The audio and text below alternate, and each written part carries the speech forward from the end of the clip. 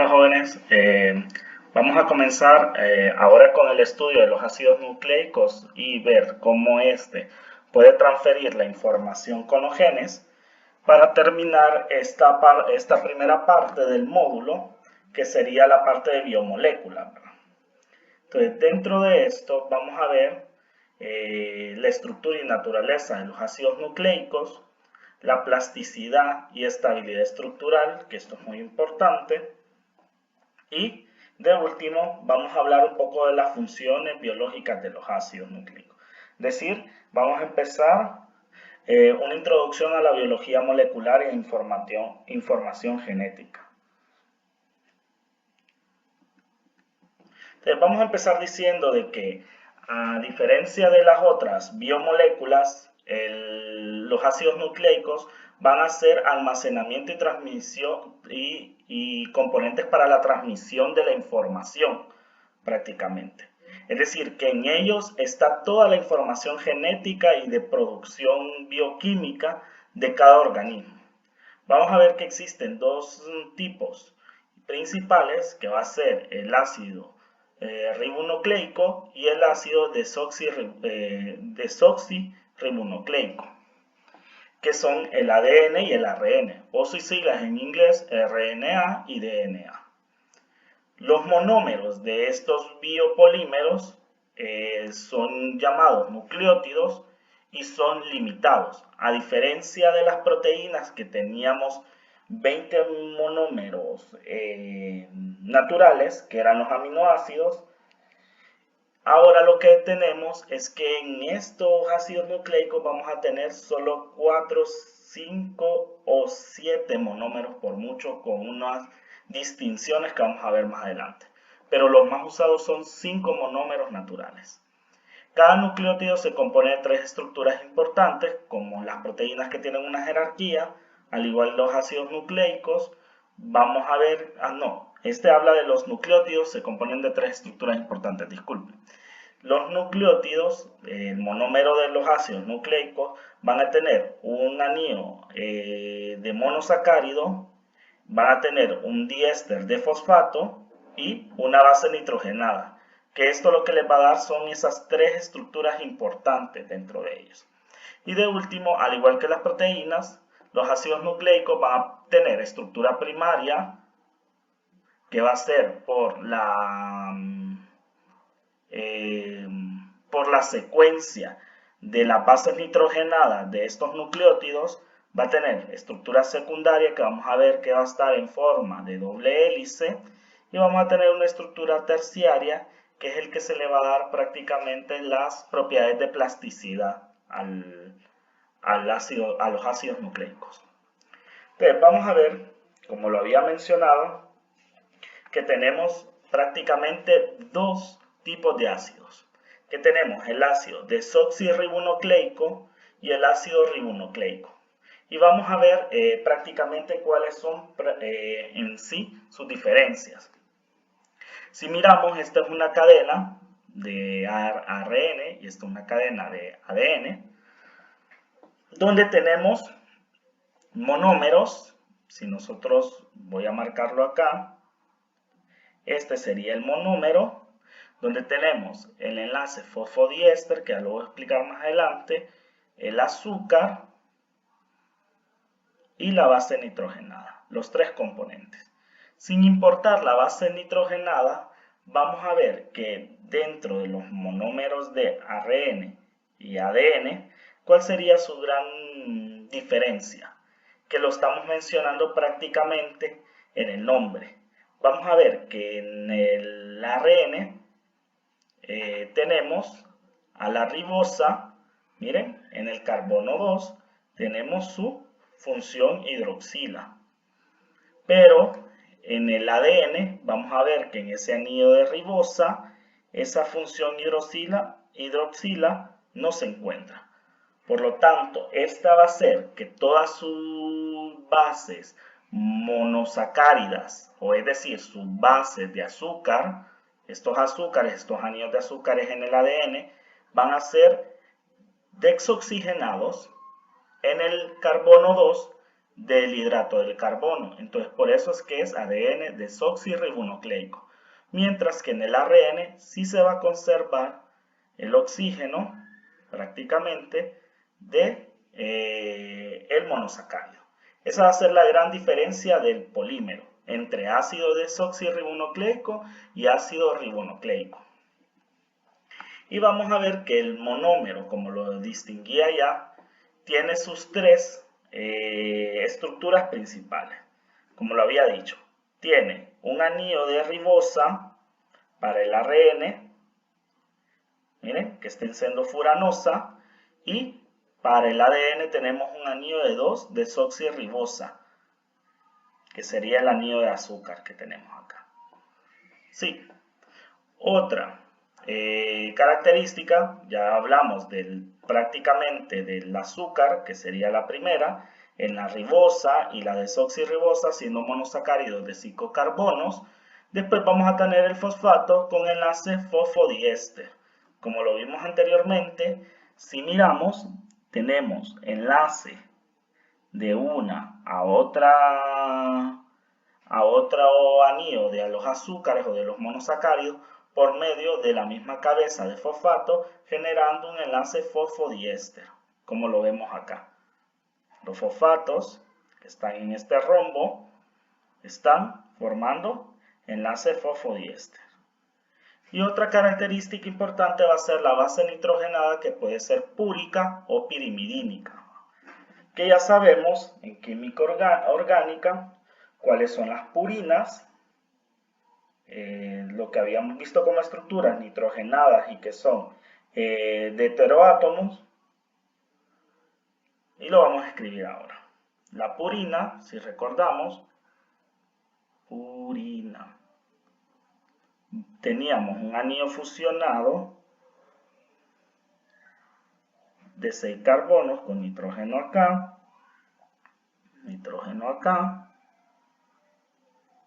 teníamos el anillo aromático y después un anillo de 5 carbonos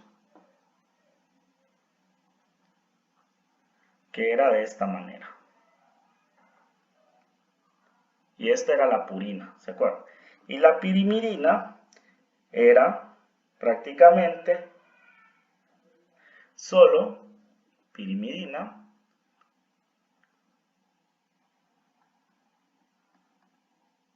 que era un anillo de 6 carbonos prácticamente,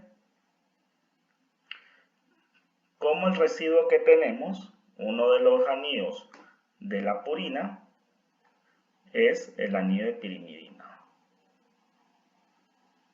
este anillo aromático.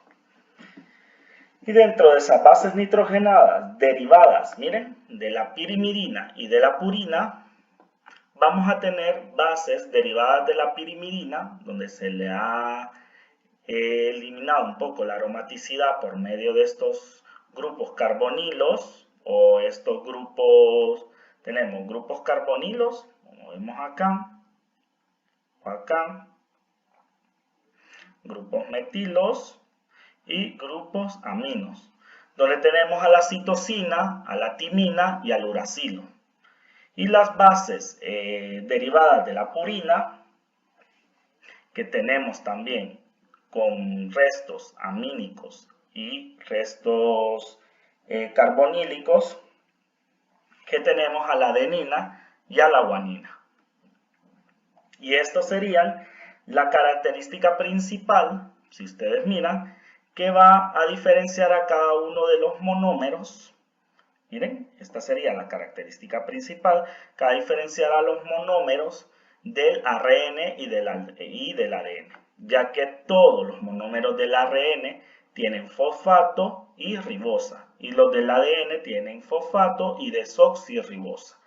Entonces la base, si es de citosina, timina, uracilo, adenina y guanina respectivamente para cada uno de los monómeros, va a distinguir prácticamente el tipo de nucleótido que se está uniendo a la cadena del ácido nucleico.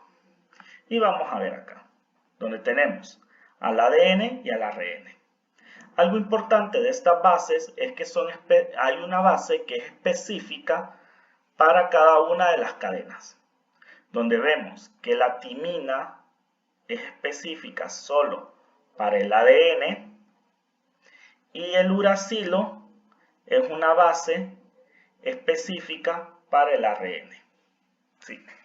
Otra parte importante es que el enlace fosfodiéster se da entre los carbonos 5 y carbono 3 de los azúcares. Miren, carbono 5 y carbono 3.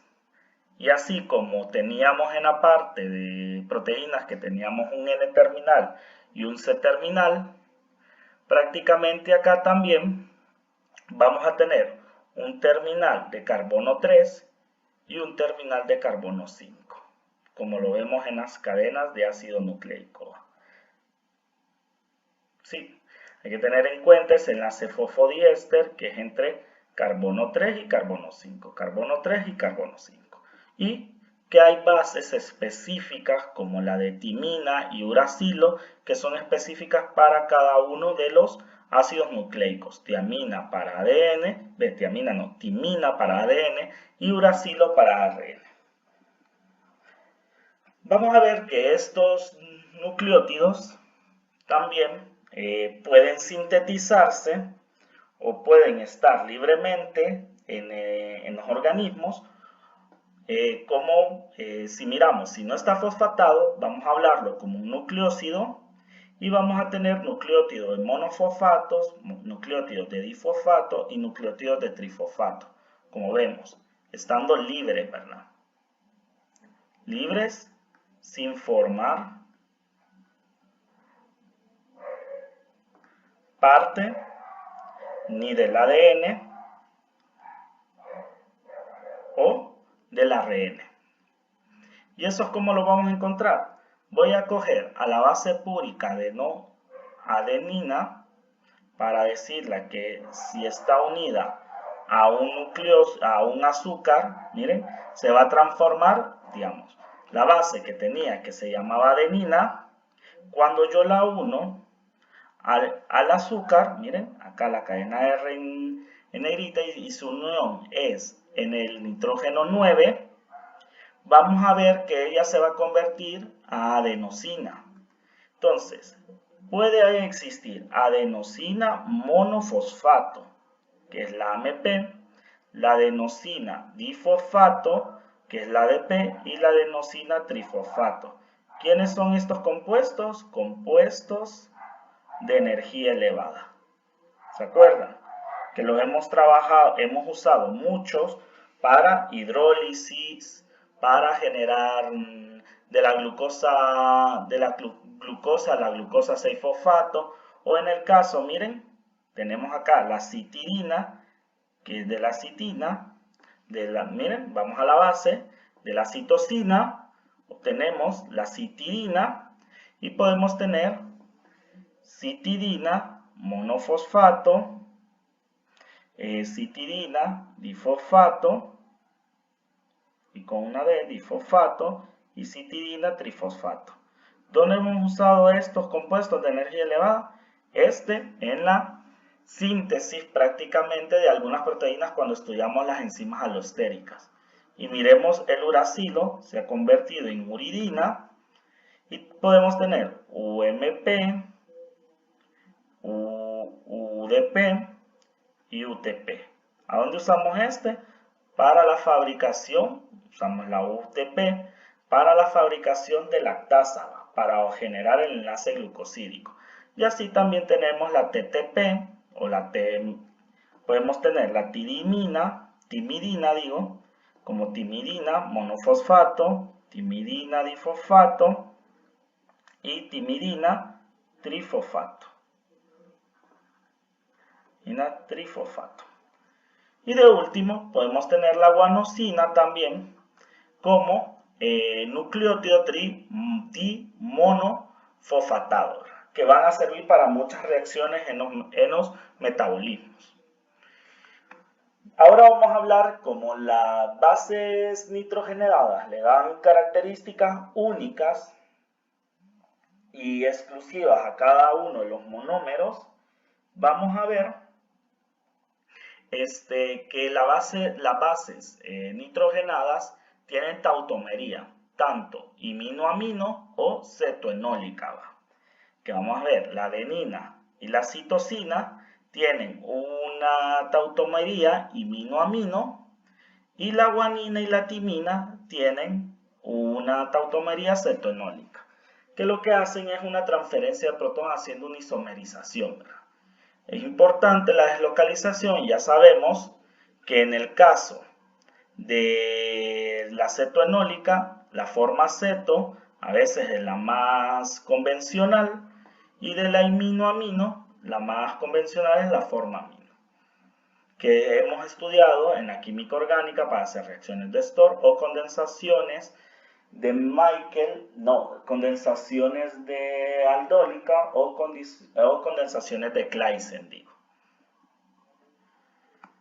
Otra característica importante de los nucleótidos, además que sus bases pueden tautomerizar, es que esos ésteres de fosfato o los fosfatos, digamos como acá tenemos en el caso de la citosina, vamos a tener la CMP, que sería la citosina monofosfato. Entonces, digamos, tenemos la cabeza de fosfato unido al azúcar y tenemos acá la base nitrogenada. Vamos a ver que esta molécula de fosfato, acá es un enlace éster, vamos a ver que tiene protones que puede generar en transferencias. Miren, la CMP genera una transferencia con un pKa de 0.8 y de 6.3. Una transferencia de protones, ¿va? Por medio de estos dos protones que tenemos de ¿qué? Prácticamente de la cabeza de fosfato. Ahora, en algunos casos, recordemos que también las formas, como en el caso de las bases nitrogenadas, vamos a ver que esos nitrógenos tienen electrones que no están formando parte del anillo aromático. Entonces estos electrones se vuelven electrones básicos que pueden protonarse, ¿va? Tenemos ese nitrógeno que tiene hibridación sp2, miren, y tiene ese par de electrones libres, ya que acá están los 5 electrones de valencia, forman parte estos en los enlaces sigma, de los enlaces simples, miren, estos enlaces sigma, y este que está formando doble enlace con otro carbono que está adyacente, digamos que sea este con este. Entonces este par de electrones hace que sea un buen nucleófilo, generando una desprotonación. Como podemos ver también, cuando puse las bases nitrogenadas, vamos a ver que la citosina, miren, la numeración como el heterociclo empieza 1, 2, 3. El nitrógeno 3, que sería el que se está protonando, y vemos que en la CMP tenemos nitrógeno 3, que genera una protonación en 4.5 o una desprotonación. En este caso, si venimos de un pH ácido, tenemos una curva donde tenemos volumen de base por pH. Si venimos de un pH ácido, vamos a ver que la sustancia está toda protonada, como vemos acá, la base así y la cabeza de fosfato también protonada. Entonces vamos a ir perdiendo el primer protón, pK1, miren, 0.8, luego perderíamos el protón de la base con pKa del nitrógeno, voy a decir, y de último vamos a tener una pérdida de un pKa de 2, ya que es de 6.3. Entonces tenemos este que es un poco buffer, y este también. Esos puntos de semiequivalencia. Además de la ionización, hemos visto que algunos aminoácidos anteriormente también podían absorber luz ultravioleta.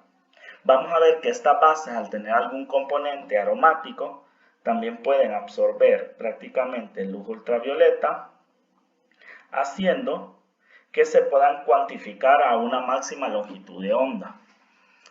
Vamos a ver que normalmente las bases, miren, algunas en su mayoría, andan en un rango de absorción cerca de los 250 a los 270 nanómetros para poder medir esos nucleótidos o el ADN. En este caso hablemos de los nucleótidos. Podemos medir y con esa medición de los nucleótidos podemos hacer con las técnicas espectroscópicas poder hacer seguimiento de reacciones. Otra parte de esa absorción de luz ultravioleta es que ellos, al generar transiciones electrónicas, miremos a los dímeros de pirimidina, esa absorción de luz ultravioleta puede generar reacciones pericíclicas, como las que ya vimos, que son cicloadiciones, electrocíclicas o sigmatrópicas, reordenamiento sigmatrópico. Y vamos a ver que esos, en este caso, miren, tenemos una fusión de anillos y eso hace que generen mutaciones en el ADN. Cuando pasa eso con las bases, acá tenemos, puede ser un rearreglo sigmatrópico, una electrocíclica, etc. Pero siempre una reacción pericíclica por medio de luz y reordenamientos electrónicos.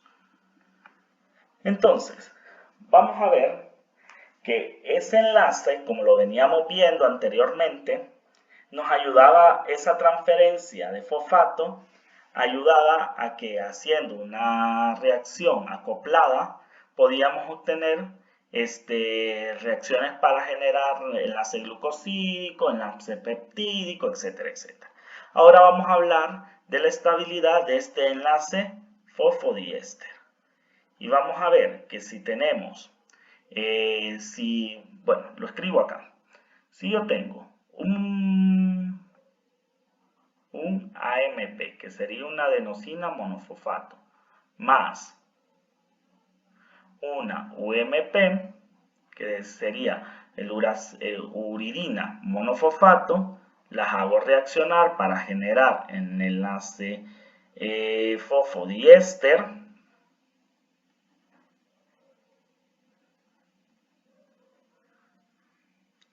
uridina, donde tengo el extremo 5 y el extremo 3, más una salida de agua. Que podemos ver que esta reacción va a tener un delta G prácticamente positivo. Entonces, para lograr esto se tiene que hacer una reacción acoplada, como las que hemos venido viendo, acoplada.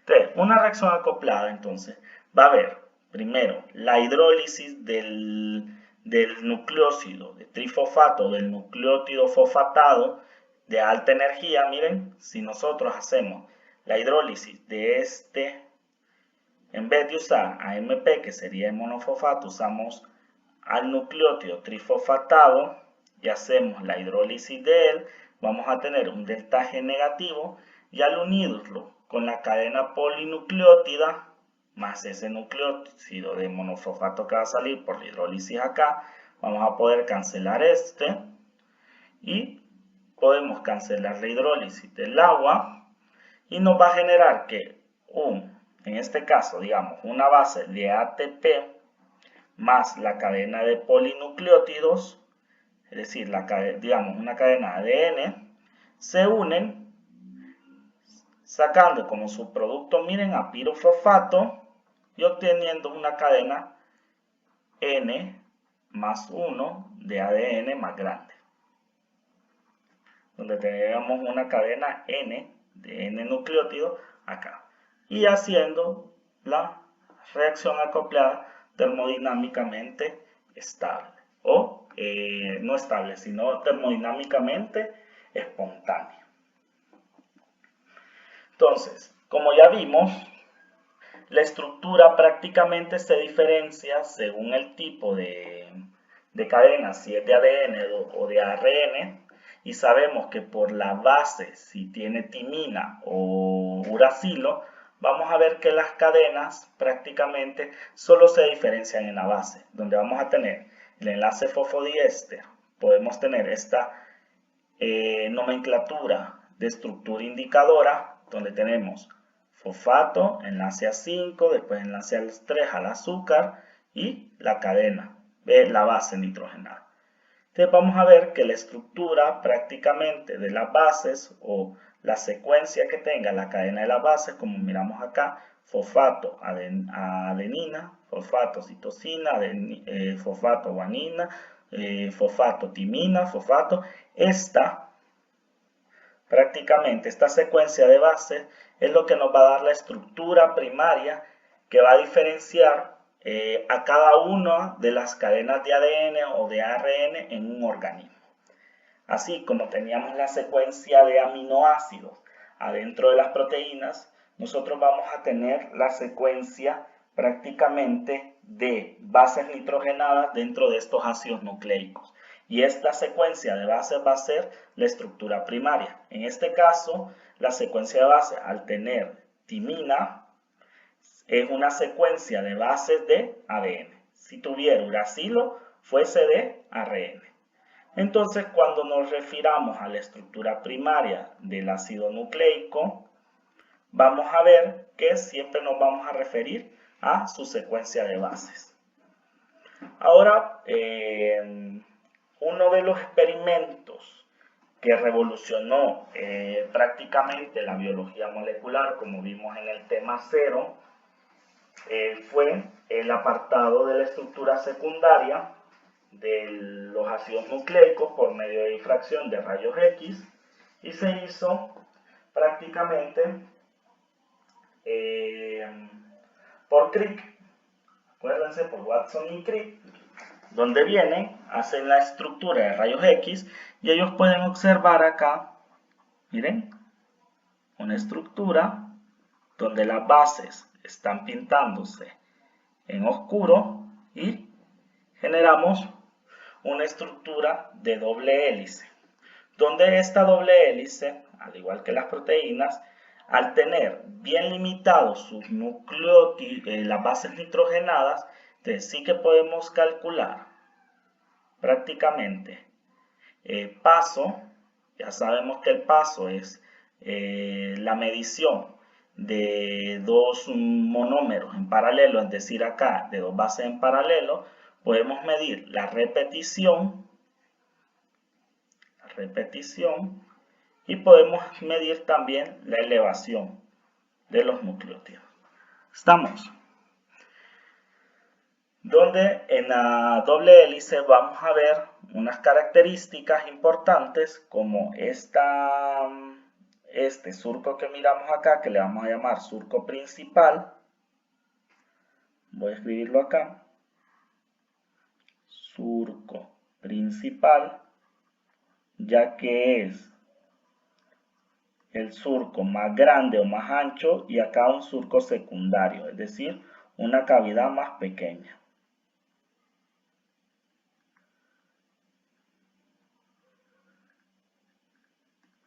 En este apartado de doble hélice. Ahora, dentro de las estructuras secundarias del DNA o del ADN, ya vamos a hablar sobre el ARN, siempre vamos a ver esta doble hélice, pero al igual que cuando mirábamos hélices adentro de proteínas como estructura secundaria, veíamos hélice alfa, hélice 310, hélice pi, etc. Entonces acá vamos a ver ADN-A o hélice A, ADN-B o doble hélice B y ADN-Z, donde es más común en la naturaleza encontrar organismos con ADN-B, como el que vemos acá. Si hacemos una vista desde la parte de arriba, vamos a ver que tenemos las interacciones, miren, de las bases de cada una de las hélices los azúcares y los enlaces fosfodiéster vienen, miren, vienen generando la estructura prácticamente de la hélice, y las bases son las que se encuentran en medio haciendo que la interacción. Donde vamos a ver un poco deformada la hélice en el tipo de doble hélice A, y la hélice ADN-Z ha sido estudiada, pero no encontrada en organismos o en muy pocos organismos, ha sido estudiada de manera computacional. Entonces vamos a ver que las bases nitrogenadas, como les expliqué, en la doble hélice vamos a tener el surco mayor, donde va a ser la apertura mayor de la hélice, y el surco menor, donde vamos a tener una pequeña prácticamente apertura. El esqueleto que estamos viendo prácticamente de la doble hélice va a ser un esqueleto de fosfato y azúcar, es decir, de la ribosa y del fosfato. Y vamos a ver que las bases nitrogenadas son las que interaccionan para generar esa unión de la doble hélice. Y vamos a ver que una de los esqueletos o una hebra de la hélice empieza en el terminal 5, y si la seguimos, miren, es esta, y terminamos en terminación 3. Y la otra, para aparearse, viene de una forma inversa, comienza de 3 y termina en 5, donde vamos a tener como una secuencia de subida y otra de bajada. Y vamos a ver esta interacción entre las bases, que va a ser una interacción, como vimos, de enlace de hidrógeno. Y como vimos, la tautomería, la forma ceto para los que pueden tautomerizar en cetoenólica, y la forma amino para los que pueden tautomerizar de forma amino-amino. Y esto hace que se creen estos enlaces de hidrógeno para conformar la estructura secundaria de la doble hélice. Ahora, vamos a ver que una de lo más importante es que las interacciones son prácticamente determinadas, donde vamos a ver que al tener estos enlaces de hidrógeno, no es que la timina se va a unir con citosina, porque no va a poder tener 3 enlaces de hidrógeno como lo hace guanina y citosina. Es decir, siempre vamos a tener la unión de timina, adenina, y de guanina a citosina, en el caso del ADN. Y en el caso del ARN, donde la timina no existe, sino que es uracilo, se va a relacionar con adenina, y la guanina siempre con citosina. Y este es para el caso del ARN. También podemos ver estereodescriptores del plano dentro de las hélices, donde la hélice A y B, si miramos, va a ser una hélice hacia derechas, miren, y es decir que es una hélice de derechas que es una hélice positiva, que es con el estereodescriptor P. Y la hélice Z es una hélice de izquierdas, donde es negativa, y vamos a tener el estereodescriptor M, como lo habíamos explicado en la parte de estructura secundaria de proteínas. Vamos a ver que para ver si una hélice es A, o hélice Z, o hélice B, se tiene que hacer un análisis de las bases nitrogenadas por sus movimientos de la interacción. Y vamos a ver que esos movimientos son inclinación, rodamiento, giro, cambio, deslizamiento y altura. prácticamente lo que vamos a ver es cómo podemos determinar prácticamente con movimientos a través, miren, el movimiento de inclinación prácticamente al hacer un plano cartesiano ortogonal, ¿verdad? Vamos a ver si movemos alguno de los ejes, como acá, que se mueve el eje X para generar la inclinación, el eje Y para generar el rodamiento y el eje Z para dar el giro. Miren, todo esto es que la base nitrogenada solo va a moverse en un eje, es decir, movimientos de ángulos en el eje como vemos acá.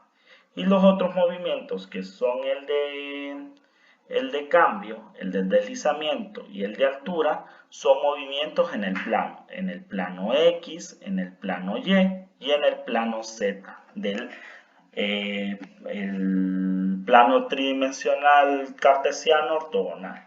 Entonces vamos a ver que los parámetros de paso de base, así se le llama a estos parámetros, van a determinar el tipo de hélice que podamos generar. Y les voy a dejar la descripción de este estudio que se ha hecho de manera computacional. Es decir, donde las bases MN, PQ son equivalentes a adenina, guanina, timina y citosina. Y con eso vamos a ver que si determinamos prácticamente, miren, los que son del eje tienen rotación de ángulos y los que son del plano son medidas en Armstrong, ¿verdad? Entonces vamos a tener que para cada una del tipo de estructura secundaria van a tener determinados, como cuando vimos las estructuras de Ramachandra, van a tener determinados cada uno de estos parámetros, ¿verdad?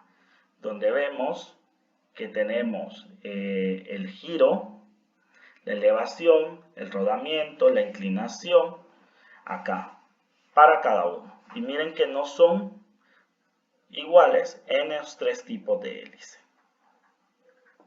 Y eso es lo que va a determinar, es decir, estos movimientos de las bases nitrogenadas son los que van a determinar las conexiones prácticamente de los enlaces de hidrógeno y también la estructura secundaria de la doble hélice del ADN. Ahora, dentro de la estructura terciaria, vamos a ver que el ADN puede tener estructura terciaria circular y lineal. ¿A qué me refiero con esto? Puede ser de que tenga dobles hélices tan extensas como se mira en esta micrografía, que sean lineales, o puede ser ADN de una sola cadena o de dos cadenas formado como un ADN circular, es decir, donde la doble hélice de las dos cadenas se unen de extremo a extremo para generar un ADN circular como miramos en esta micrografía. ¿Qué es importante acá? Ver que el ADN puede generar estos superenrollamientos, vamos a decir, por medio de esa estructura terciaria para formular el empaquetamiento y su plasticidad. Y vamos a ver a qué se refiere ese superenrollamiento. Si nosotros miramos, estas moléculas no son que, aunque sean lineal, no es que las vemos como una línea recta, sino que le miramos algunas degradaciones. Al igual que este circular, como vemos, miren, se está superenrollando para generar estabilidad y estructura terciaria. Entonces vamos a ver, si nosotros tenemos un ADN, vamos a hablar del superenrollamiento que puede tener la estructura terciaria, que es lo que mirábamos en las estructuras terciarias de proteínas globulares que generaban plegado. Acá en el ácido nucleico ADN vamos a ver que se genera superenrollamientos. Y vamos a ver este ejemplo donde tenemos un ADN lineal con 105 pares de base. ¿Y por qué nos vamos a referir a esto? Porque como les había dicho que la estructura primaria era la secuencia de bases y como las bases van a estar en cada una de las cadenas, entonces vamos a tener en cada cadena una base apareada con otra. Entonces a las cadenas de doble hélice siempre se les van a llamar o se les van a medir con el número de pares de base. Es decir, que cada cadena tiene 105 bases nitrogenadas. Entonces, si nosotros cogemos esa cadena de doble hélice y le damos 10 vueltas, vamos a ver que esas vueltas, como miramos acá, 1, miren, empieza la café, va para atrás y vuelve otra vez para adelante. 2, 3, 4, 5, 10 vueltas, y esas vueltas van a generar torsiones en el ADN. Entonces vamos a tener 10.5 pares de bases por vuelta, es decir, 10.5 par de bases por torsión, donde la torsión la vamos a designar con la letra T. Ahora, si unimos los extremos para generar un ADN circular, vamos a ver que el número de torsiones siempre va a ser 10, pero ahora, como está unido prácticamente en un solo círculo, ahora va a haber otra variable que se le va a llamar ligazón. Y va a tener el mismo número de ligazones, miren, 1, 2, 3, 4, que las torsiones. Pero siempre vamos a tener a 10.5 pares de base por vuelta. ¿Qué pasaría si nosotros recortamos una de esas torsiones? Volvemos a abrir a la cadena, cortamos una de esas torsiones, la número 1, y volvemos a unir el ADN. Ahora vamos a tener 9 ligazones, 9 torsiones, porque las torsiones vuelven ligazones, pero ahora vamos a tener ¿cuántas? 11.67 pares de bases por vuelta, haciendo de que esta estructura genere inestabilidad mecánica y que ella quiera superenrollarse generando una vuelta helicoidal para mantener los mismos 9 ligazones, pero esa liberación, miren, acá en este equilibrio, esa torsión o ese retorcimiento superhelicoidal que dio, es decir, como que tuviera yo una banda de hule, y a la banda de hule la vuelva como un 8, miren, hace de que este superenrollamiento helicoidal genere, al que le voy a llamar W, genere que vuelva la torsión o las vueltas a ser 10, generando 10.5 pares de base, pero teniendo siempre los 9 ligazones, donde vamos a ver 1, 2, 3, 4, hasta 9 ligazones. Entonces, ¿cómo vamos a poder calcular ese superenrollamiento? Vamos a ver que lo ideal va a ser, en este caso, tener 10.5 pares de base para mantener la estructura mecánica del ADN. Entonces, vamos a usar esta ecuación donde va a decir el número de ligaciones y de torsiones me va a dar el número de retorcimiento o vueltas superhelicoidales o superenrollamiento. Es decir, miren, cuando tengo 10 y 10, yo voy a tener 0. Pero digamos, si yo recorto y vuelvo a tener, yo necesito siempre tener 10 pares de vuelta por base, es decir, y yo recorto ahora a 8 ligazones cuando los uno, pero yo siempre quiero tener en las 10 torsiones, y yo voy a tener mi superenrollamiento. Entonces, si despejo para el superenrollamiento, esto me va a dar menos 2. Es decir, que el ADN circular va a tener que superenrollar 2 veces, 1 y 2, para mantener esos 10.5 pares de vuelta, teniendo esa ligación de 8. Ahora, las vueltas que se generen con signo negativo van a ser vueltas de izquierda y las de giro positivo van a ser vueltas a derechas. Como vemos acá, tuvimos una vuelta a izquierda.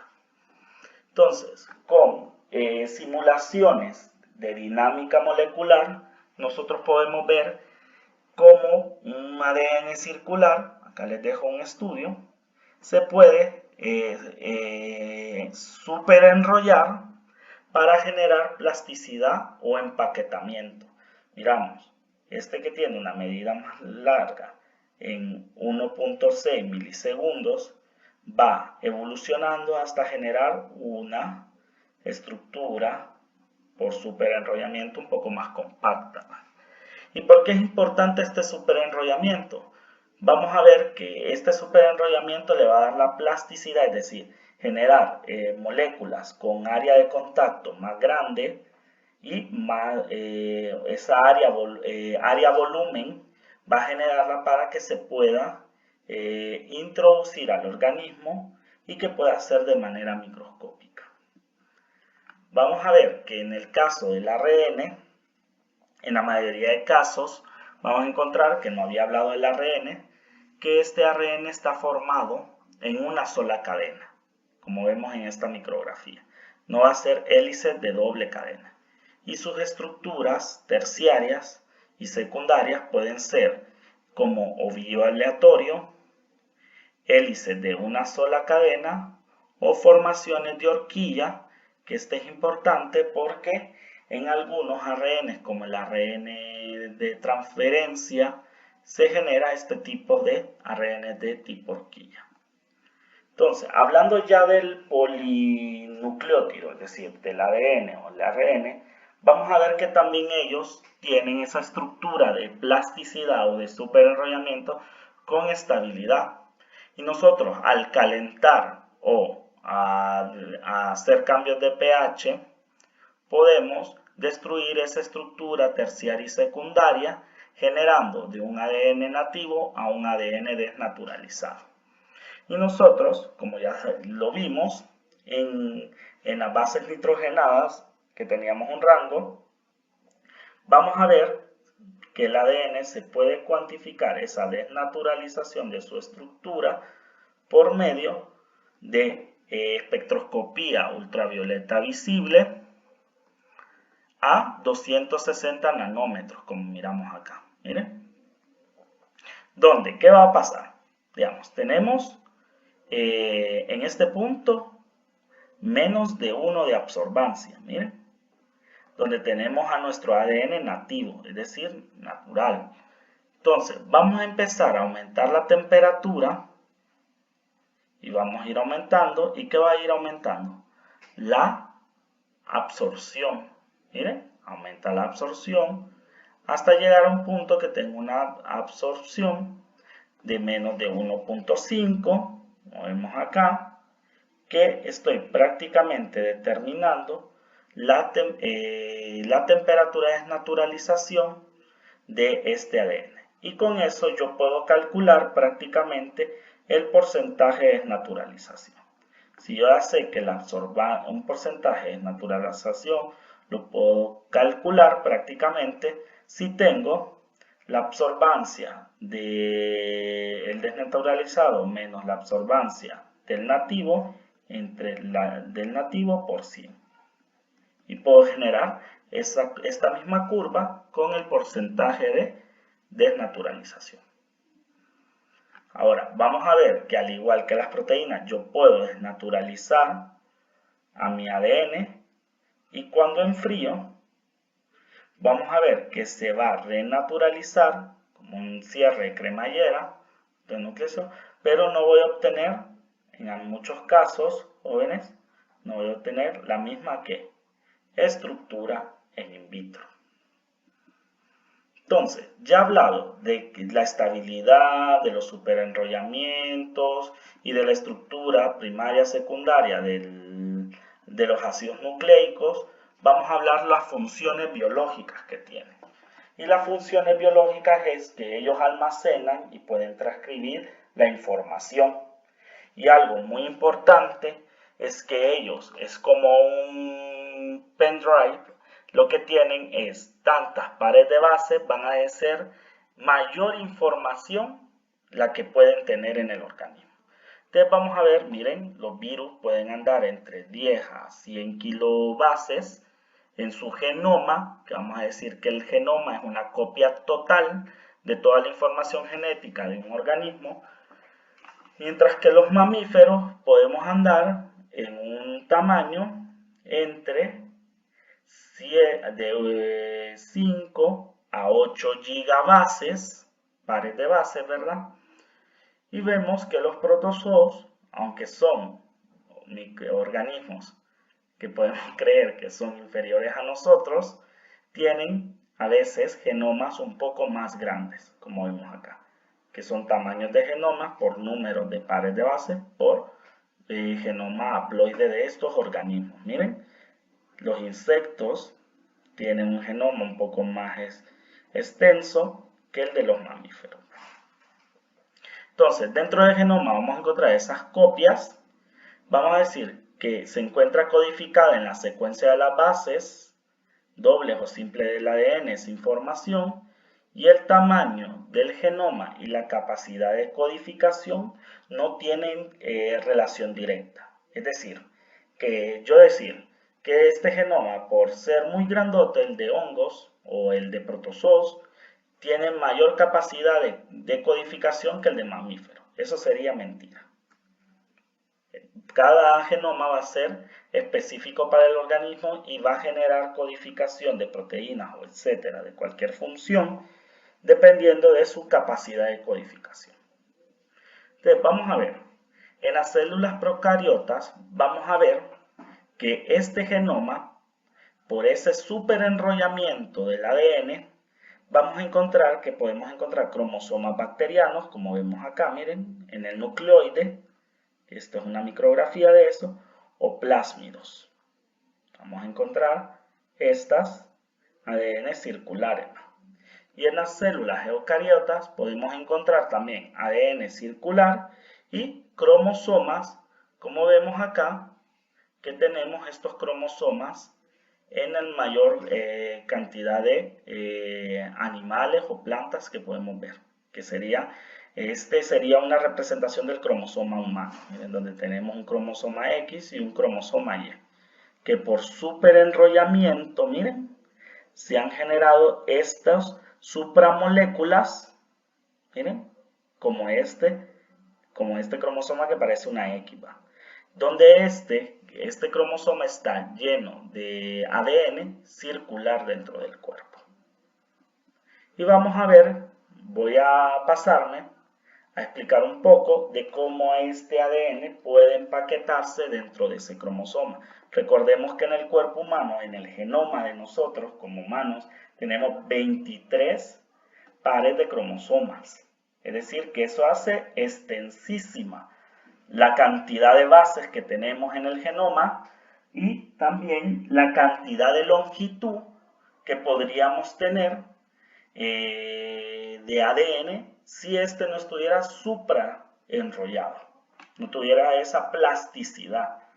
Entonces, vamos a ver que la doble hélice de ADN tiene 2 nanómetros de diámetro y ella, como hilos, se va superenrollando en unas proteínas que son octaméricas, que se llaman histonas, como vemos acá a la histona, miren, a esta cuenta. Entonces, alrededor de esta histona, el ADN se enrolla, formando, como vemos en esta micrografía, este sería el ADN y el hilo de nucleosoma, se le llama, como un collar de cuentas que tiene vamos a decir, un diámetro, como que lo viéramos como un cilindro de 10 nanómetros.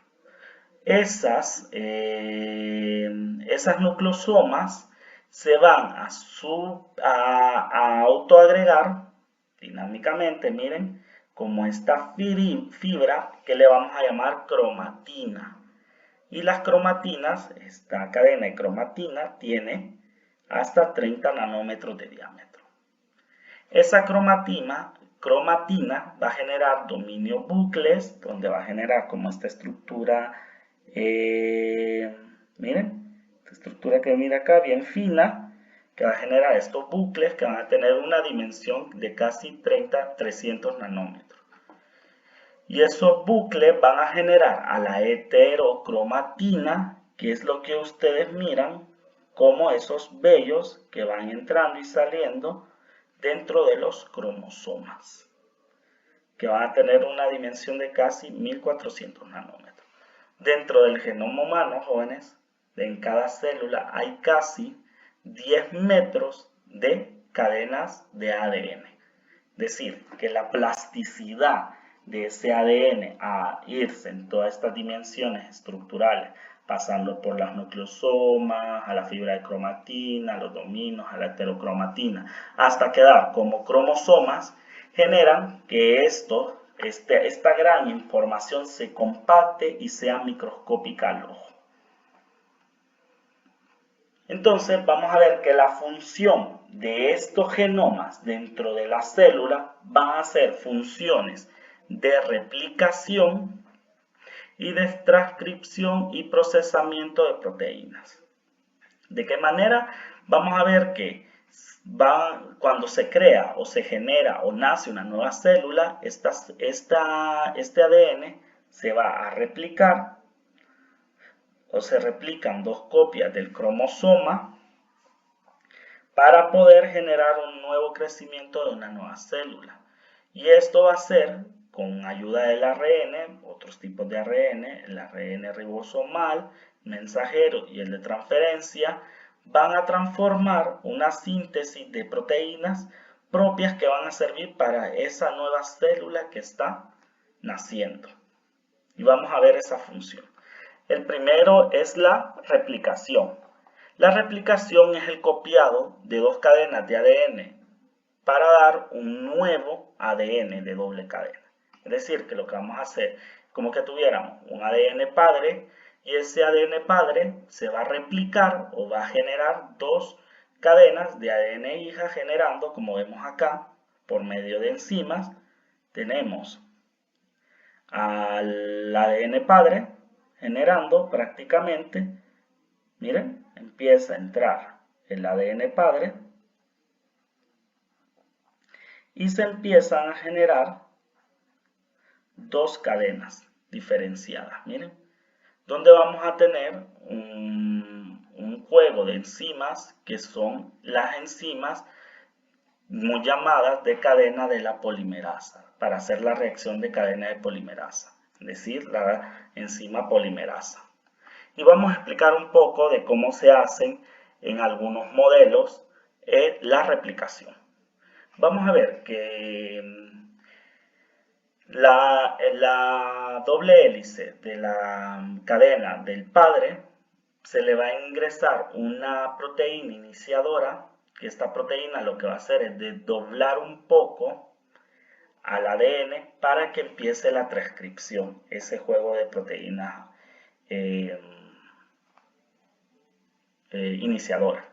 Va a venir una proteína helicasa a la horquilla de replicación, es decir, por medio de esta proteína se va a abrir esta horquilla donde va a empezar a entrar el juego de enzimas para generar la replicación. Va a venir la helicasa y por medio de la girasa, miren, es decir, va a haber una girasa acá y una helicasa que va a generar que la hélice se desdoble y ella va a traer a los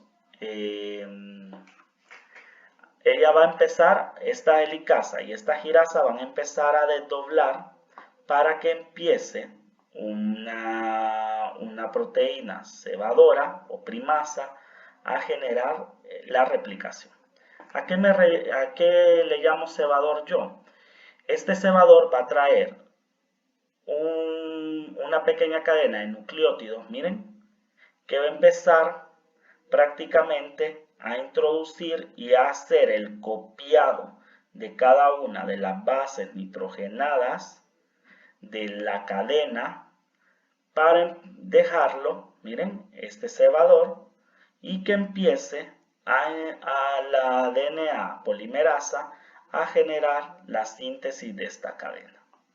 Entonces la helicasa es como una cuña que está levantando, separándolo de la otra cadena, y la topoisomerasa, que es la girasa, girando la doble hélice.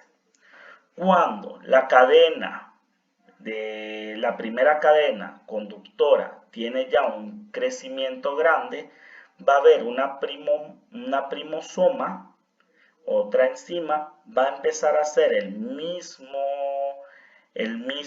trabajo de este cebador, solo que va a empezar a replicarse la segunda cadena de ADN.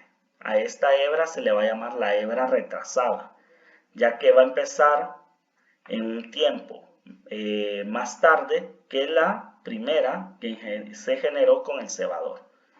La diferencia de este es que el complejo de polimerasas, vamos a empezar de que la polimerasa 1 y la polimerasa 3 van a estar trabajando ambas hebras, pero la diferencia es que esta primosoma va a ir generando fragmentos de cebadores para irlos uniendo a la otra cadena de ADN retrasada, donde estos fragmentos se le van a llamar fragmentos de Okazaki, donde va a ir generando fragmentos Sakazaki 1, va a unir toda la cadena polinucleótida por la ADN polimerasa y eliminando al cebador, y así va a generar prácticamente con la DNA ligasa, van a ir generando prácticamente la segunda cadena de ADN, hasta que éstas se liberen y conformen su estructura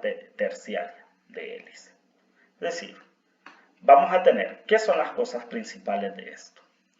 Recapitulando, tenemos una proteína iniciadora que va a generar la horquilla de replicación, y esa horquilla de replicación va a venir una helicasa y una girasa para empezar a hacer el desenrollamiento de esa doble hélice.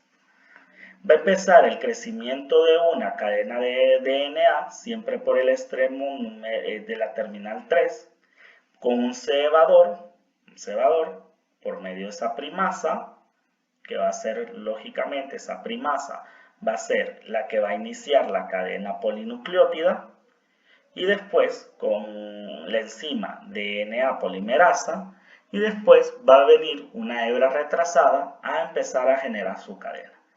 Pero esa cadena va a ir siendo con crecimientos por paso.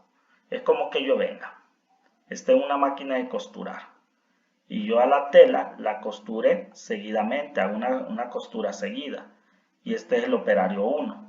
Es decir, el operario 1 es la primera cadena que va a tener un crecimiento con una puntada seguida.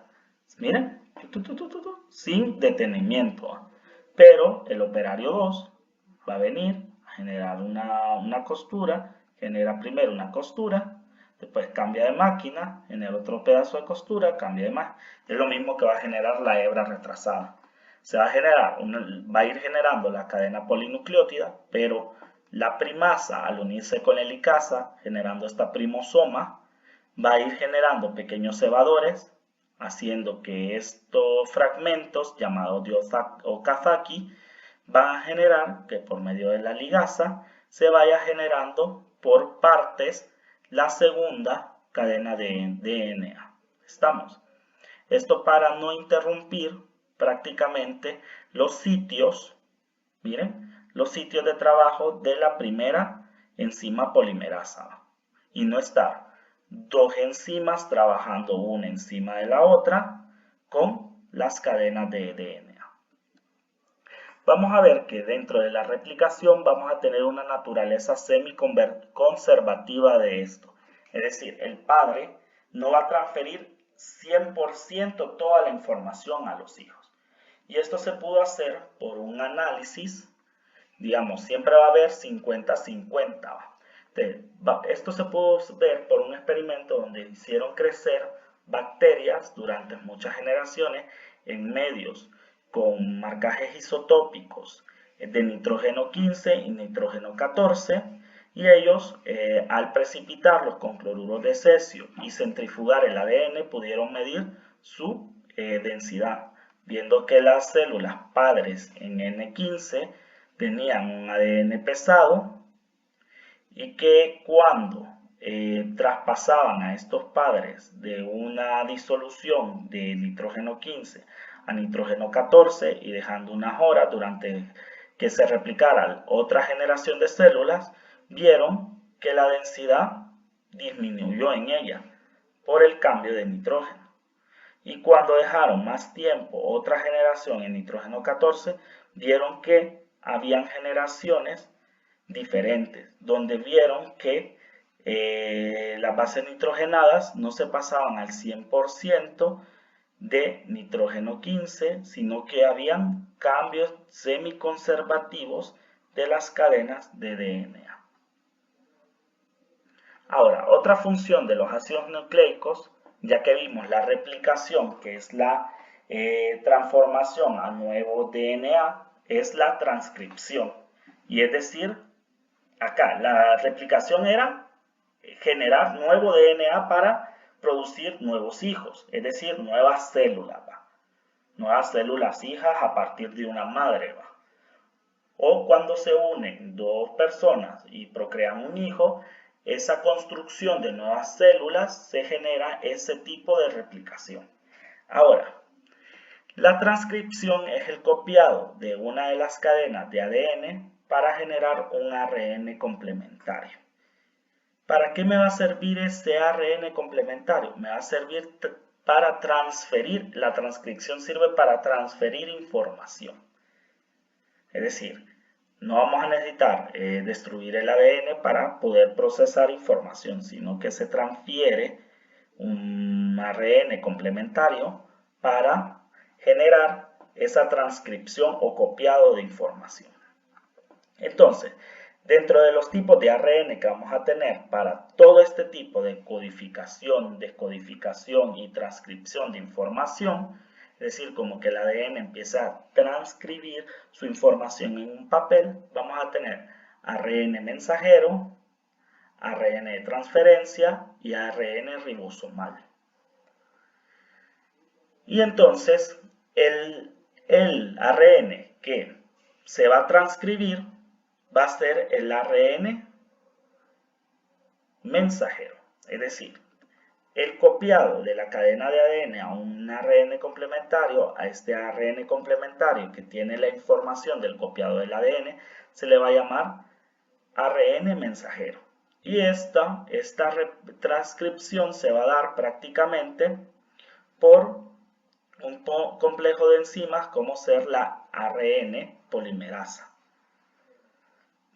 Vamos a ver que el ADN, al tener dos hebras, va a haber una hebra que va a ser la hebra codificante y la hebra molde. Y ya voy a explicar quién es cada una de ellas. Quién es la hebra codificante y cuál es la hebra molde. Es decir, la codificante, si ustedes miran, adenina, adenina, timina, uracilo, guanina, guanina, es la que prácticamente codifica la información en el ARN mensajero. Mientras que la molde solo es la base apareada de ella. Vamos a ver qué es eso. Entonces, como ya vimos, los tipos de RNA que me van a servir, que se van a poder para generar transcripción del ADN, son estos tres. Y donde se va a hacer el copiado prácticamente va a ser en el ARN mensajero por la ARN polimerasa. Entonces, ¿cómo se hace el proceso de transcripción? Vamos a ver que a diferencia de la replicación, la transcripción sí tiene un sitio donde va a comenzar que se le llama promotor. Ese promotor es identificado por la ARN polimerasa, como lo vimos acá, este complejo de enzimas donde miramos que hay un sitio activo, y ella se une al ADN desenrollándolo por enzimas topoisomerasas y haciendo que empiece, miren, a interaccionar nucleótidos de ARN y empezar a hacerlos crecer con la interacción prácticamente de la cadena molde. Como ya vimos, la cadena molde tenía prácticamente interacciones con la cadena codificante, pero el ARN prácticamente mensajero va a tener las bases parecidas, cambiando timina a uracilo de la cadena codificante, pero la que va a tener interacción con ese ARN es la cadena molde, es decir, que como la molde tiene las bases a adenina, timina, guanina, citosina, que tiene interacciones de la cadena codificante, ella se la va a transferir a la cadena de ARN mensajero. Entonces va a empezar a generar la elongación del ARN por el iniciador y cuando ya termine va a haber esa elongación y se va a terminar por una señal de terminación, es decir, por otro pared de base que le va a decir a la ARN polimerasa que termine la transcripción y va a salir la ARN polimerasa y va a liberar al ARN transcripto. Si ustedes miran, algo importante acá es que el promotor y el terminador de la gran cadena de ADN es el que va a determinar cuál es el sitio del gen. ¿Se acuerdan que hablamos de genes? Que el gen acá, que el gen acá, y todo el mundo de genes es el genoma de cada organismo. Es decir, cada promotor a terminador va a ser, toda esta cadena de ADN va a ser un gen codificante dentro del organismo. Y termina y empieza acá una elongación de cadena que puede ser larga, pequeña, y seguidamente otro promotor, y va a venir otro gen codificante, y así sucesivamente.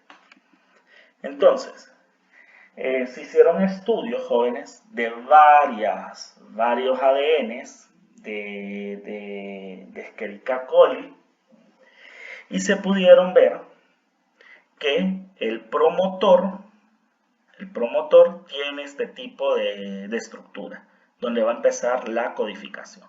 Va a tener una región menos 35, un espaciador, una región menos 10, otro espaciador, y va a empezar la base nitrogenada de transcripción. Se ha estudiado que aunque el promotor no sea igual para todos los organismos, se ha visto una región menos 35 y menos 10 que son regiones de consenso, donde tenemos timina, guanina, adenina, citosina, adenina para la región menos 35 y para la región menos 10 tiamina, adenina, tiamina.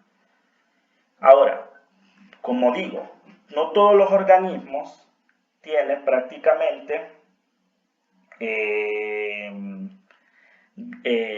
las mismas regiones en el promotor, pero sí se pudo evidenciar que la mayoría conservan estas zonas de consenso. Sí. Entonces, vamos a ver que los promotores, al tener esas secuencias de consenso, vamos a ver que el DN promotor va a venir la ARN polimerasa y va a ver estos consensos, se va a situar ahí y va a empezar el punto de iniciación de transcripción en +1, que se va a llamar, como vamos a ver más adelante, que va a ser la adenina. Entonces vemos que para la E. coli como célula procariota, entre más se conserve la secuencia de consenso en el promotor, aumenta la velocidad de la reacción. Eso sí se ha podido evidenciar también. Otra cosa importante es que la hebra codificante siempre va a empezar en 5 y va a terminar en 3. Y la hebra molde va a comenzar en 3 y va a terminar en 5. Entonces, esta es la función de transcripción. Y tenemos la última función, que es ya transcrito el gen o el ARN mensajero, vamos a ver que ese ARN, o con todos los ARNs, que es el mensajero, el ribosomal y el otro, el de transcripción, vamos a ver que esos ARN van a generar una traducción de la información. Ya transcrita, vienen y ellos la traducen. ¿Y en qué la van a traducir? En una secuencia, esa secuencia de nucleótidos de ARN dictan una secuencia de aminoácidos. La traducen en enzimas, proteínas que van a tener funciones biológicas dentro del cuerpo, por medio de codones, anticodones y todo eso. Y lo voy a explicar ahora. Vamos a ver que por la transcripción vamos a tener los ARNs, y esos ARNs vamos a ver que el ARN de transferencia va a estar relacionado a generar aminoácido ARN de transferencia, es decir, que él es el que va a estar relacionado prácticamente con los aminoácidos. El ARN mensajero prácticamente es el que va a llevar la pauta de la descodificación de la información que se transcribió en él. Y el ARN ribosomal con proteínas genera sus unidades que va a ser como grapadora. Y como grapadora vamos a ver que ellos van a empezar en el codón de iniciación. Miren, ya no estamos en un promotor porque ya no estamos en el ADN, ya estamos en el ARN mensajero. Entonces ahí vamos a encontrar un par de bases que se le va a llamar codón de iniciación, y el ARN ribosomal va a situarse en ese codón de iniciación, y el de transferencia con el aminoácido unido a él va a interaccionar selectivamente, haciendo que la unidad ribosomal genere como una grapa, sostenga al aminoácido y este siga como como un carro que va codificando y descodificando, generando que la elongación de la cadena, haciendo que entren más que ARN de transferencia y grapando o generando el enlace peptídico en el aminoácido. Cuando ya se encuentra con el codón de alto, vamos a ver que la cadena polipéptida es liberada y ella va a empezar a plegarse para generar la proteína. Así es como va a servir la traducción. Y ahora vamos a ver detenidamente cómo son esos tipos de ARN. Vamos a ver que el ARN de transferencia va a tener una estructura secundaria de horquilla, miren, donde va a tener el extremo 5 y el extremo 3, donde el extremo 3 va a ser el tronco receptor para que éste se una prácticamente, este va a unirse al aminoácido. Y vamos a ver que la parte terminal de la horquilla va a tener 3 bases, que estas 3 bases se les van a llamar anticodón. Es decir, como que tuviera un colocho, tienen los terminales acá, el 5 y el 3, y en el 3 se le va a unir el aminoácido, y en uno de los plegados va a tener como 3 deditos, que esos 3 son cada uno son bases nitrogenadas que se le van a llamar anticodón. Y ese anticodón prácticamente es el que va a interaccionar con el ARN mensajero. De esta forma, la aminoácido ARN transferasa sintetasa genera la unión del ARN de transferencia con el aminoácido. En el primer paso entra el aminoácido con un nucleótido de alta energía, como ser el ATP, y hace una interacción en la enzima haciendo un nucleótido monofosfatado, esperando para que se una el ARN de transferencia, haciendo la salida del adenosín monofosfato, y así la aminoácido ARN de transferencia sintetasa libera el aminoácido ARN de transferencia, que es un aminoácido activado porque tiene una cadena polinucleótida con un aminoácido. Vamos a ver que las unidades de ribosomas, que son ARN ribosomal, se ha visto por estas micrografías, como vemos acá, donde tenemos la unidad menor, miren, la unidad mayor, y tenemos el ribosoma intacto, donde tenemos la unidad mayor 50S y la unidad menor 30S, donde tenemos un ribosoma 70S. ¿Y qué son esos ribosomales? Vamos a ver que esos ARN ribosomales tienen un sitio A, un sitio P y un sitio E, que van a servir de qué forma. El sitio A va a aceptar prácticamente al aminoácido ARN de transferencia. Después, cuando siga al otro triplicado del ARN mensajero para poder generar la traducción, que ya está unido a él va a pasar al sitio P, que el sitio P va a estar esperando para generar el enlace peptídico del aminoácido. Y cuando pasa al sitio E es cuando ya el ARN de transferencia es liberado de la cadena polipéptida. Vamos a ver que en la traducción del código genético se hicieron estudios para evidenciar que el código podía generar, que era por triplicado, y podía ser un modelo de lectura solapante, puntuado o código sin puntuación, porque no se sabía cómo ARN de ribosomal se movía en el ARN mensajero, si era con espacios, si solapaba, si no, etc. Entonces, con muchos análisis y algunos marcajes isotópicos, se pudo evidenciar que ni el código solapante ni el código puntuado, donde dejaba espacio entre los anticodones, era la forma de descodificación de la información transcrita en el ARN por el ADN, sino que un código sin puntuación, sin las pérdidas de los 3 nucleótidos no se daba y generaba un marco de lectura que sí concordaba con la práctica en las proteínas.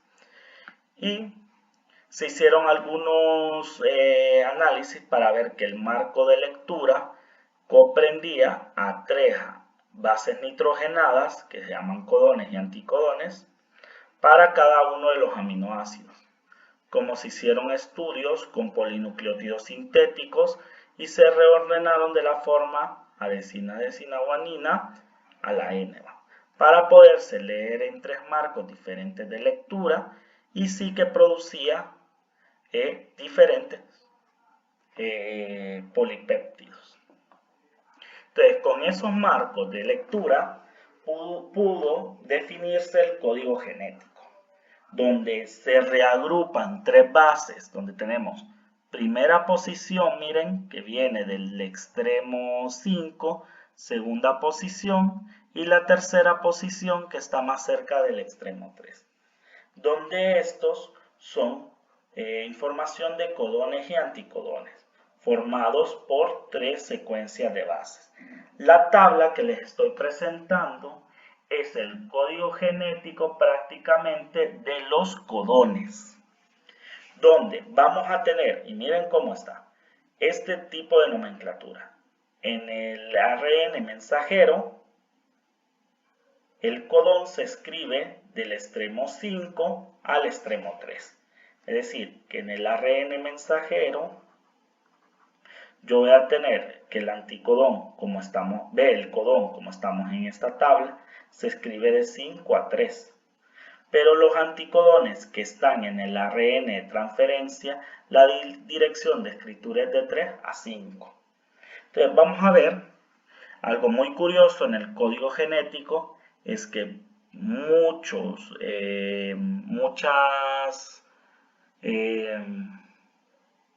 ¿cómo decir? Muchos codones, las tres bases agrupadas, muchas agrupaciones, van a tener la primera y la segunda letra igual, y la tercera letra va a definir prácticamente el tipo de aminoácido que va a codificar. Eso sí es importante en el código. ¿Por qué lo digo? Porque la interacción del codón y el anticodón, por la flexibilidad que le da al ARN mensajero, va a hacer que la tercera base sea la que genere una interacción reconocida importante, donde vamos a ver que el uracilo solo en la tercera base va a reconocer a la adenina, la guanina va a reconocer a citosina, la adenina o guanina va a reconocer a uracilo, la citosina y la uracilo va a reconocer a la guanina, y hay otro tipo de bases que se generan prácticamente por algunas mutaciones, como ser la inosina, que es la que tenemos acá, que este anticodón, esta base de inosina, genera un balance prácticamente de codón-anticodón, para que no haya tantas replicaciones de los 61 códigos que tenemos acá.